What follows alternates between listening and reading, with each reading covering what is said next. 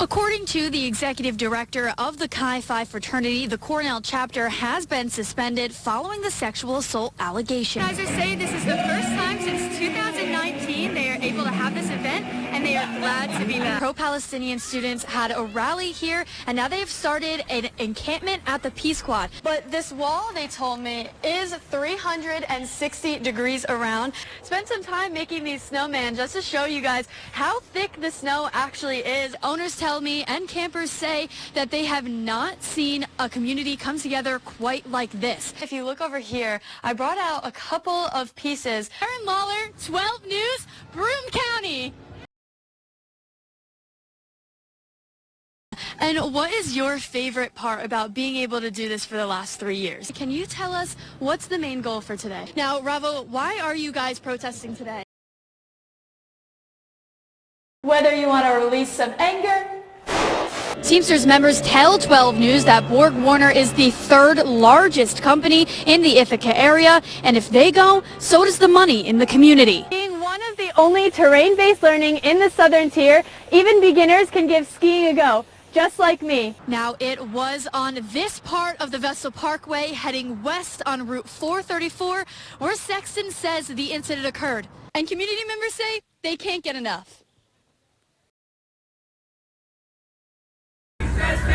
It's justified when people are up. I know I'm retired now, but I remember.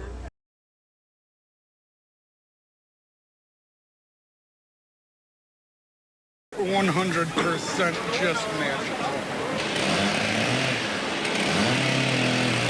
It's not even Thanksgiving, but the town of Vestal is already feeling the Christmas spirit. A year ago, the head gardener at Rockefeller Center, Eric Posey, showed up at the McGinley household on Murray Hill Road asking if they would be interested in donating their 12-ton Norway spruce tree to be the big Manhattan centerpiece.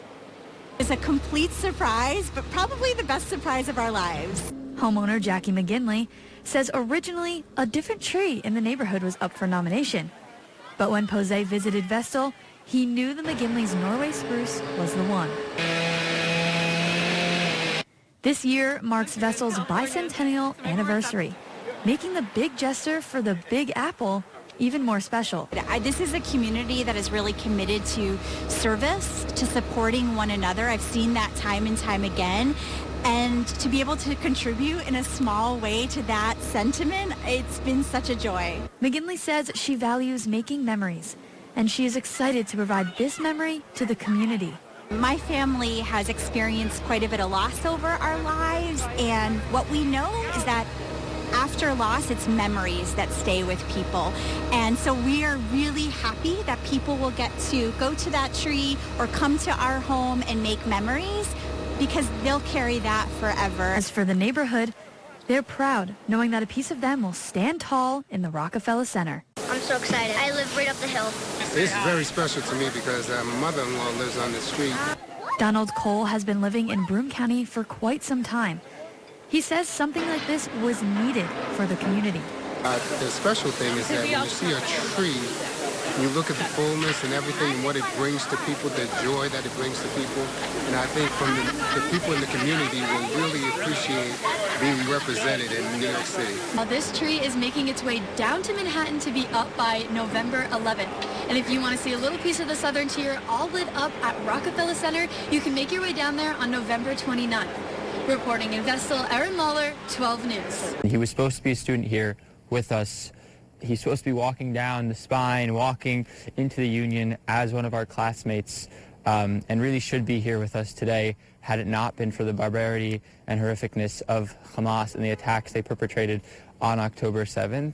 After 422 days of hoping their friend Omer Nutra would attend the upcoming semester, students at Binghamton University received the news. Their friend had been murdered by Hamas on October 7th. I think it continues to hit home in the sense of, like, he was one of us. He was part of our Binghamton community, but he was also part of our Jewish community. And it was a life that was lost that we will forever remember. And it's honestly just devastating. It's also very surreal for us to walk around because externally, like, we can't just be acting as if nothing happened. Anytime there's a death in the Jewish world, we feel it personally because we value each life as if it is our own family members, because we all feel to be one as a family. Last year, 12 News was there as the Jewish community on campus rallied together at a Bearcats basketball game in Omer's honor. Students say now knowing it was actually in his memory is hard to wrap their head around. It's really hard to see that, like, he was killed on October 7th and they won't release his body, which is just really difficult for all of us to handle.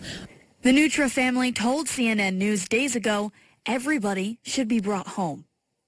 Everyone wants their loved ones home. They all need to come home. The ones who are alive need to come home for rehabilitation, and the ones who are deceased need to come home for proper burial and for closure for their families. Students tell 12 News that the Jewish organization on Binghamton's campus is donating all of the money they raised in effort to bring Omer home to continue the fight in his memory. Live in the studio, Erin Lawlor, 12 News, Broome County.